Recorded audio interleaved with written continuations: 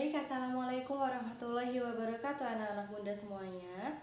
Apa kabar? Semoga kita selalu diberi kesehatan, keberkahan, serta perlindungan oleh Allah SWT. Nah, anak-anak bunda semuanya tetap semangat dalam belajar dan tetap menjaga kesehatan agar kita terhindar dari berbagai macam penyakit, apalagi di tengah pandemi saat ini. Nah, hari ini kita akan mempelajari mata pelajaran sejarah. Nah, sebelum memulai mata pelajaran sejarah, mari kita baca basmalah. Bismillahirrahmanirrahim. Nah, langsung saja ya. Mari kita simak sama-sama materi pembelajarannya. Baiklah, untuk anak-anak bunda kelas 11, materi hari ini yaitu perlawanan bangsa Indonesia terhadap penjajahan bangsa Eropa hingga awal kemerdekaan.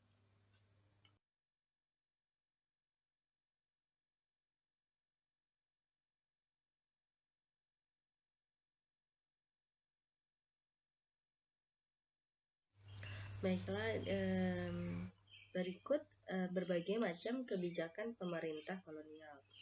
Nah, yang pertama yaitu ada kebijakan Portugis, di mana kebijakan-kebijakannya ialah monopoli perdagangan rempah-rempah dan penyebaran agama Katolik.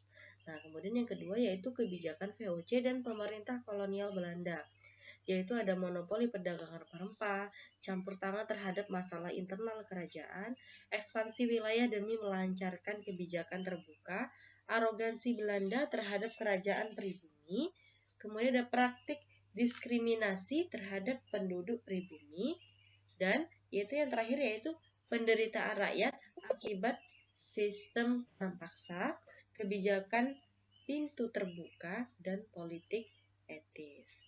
Nah, jadi kebijakan-kebijakan tersebutlah yang akhirnya menyebabkan banyaknya perlawanan-perlawanan lokal dari bangsa Indonesia.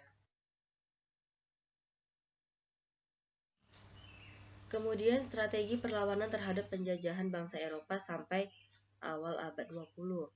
Perlawanan-perlawanan yang terjadi sebelum lahirnya kesadaran nasional memiliki ciri-ciri khusus, yaitu yang pertama ada bersifat lokal, bergantung kepada pemimpin karismatik, kemudian perlawanan bersifat fisik atau mengandalkan senjata, dan mudah dipecah. Nah, untuk perlawanan terhadap bangsa Portugis itu ada 3, yaitu Kesultanan Ternate, Kesultanan Demak, dan Kesultanan Aceh. Sementara untuk yang VOC itu ada perlawanan Kesultanan Mataram, perlawanan Kesultanan Goa atau Makassar. Untuk perlawanan pada masa kolonialisme Belanda itu ada cukup banyak, yaitu ada Patimura di Maluku, kemudian perlawanan Pangeran Diponegoro, perlawanan Kesultanan Palembang, Perang Padri, Perang Aceh, perlawanan Sisingamaraja, perlawanan kerajaan-kerajaan di Bali, dan perlawanan Kesultanan Banjar. Kemudian ada dampak penjajahan bangsa Eropa. Nah, kalau untuk para pengaruh kolonialisme Portugis itu ada bagian agama, kesenian, kemudian bahasa.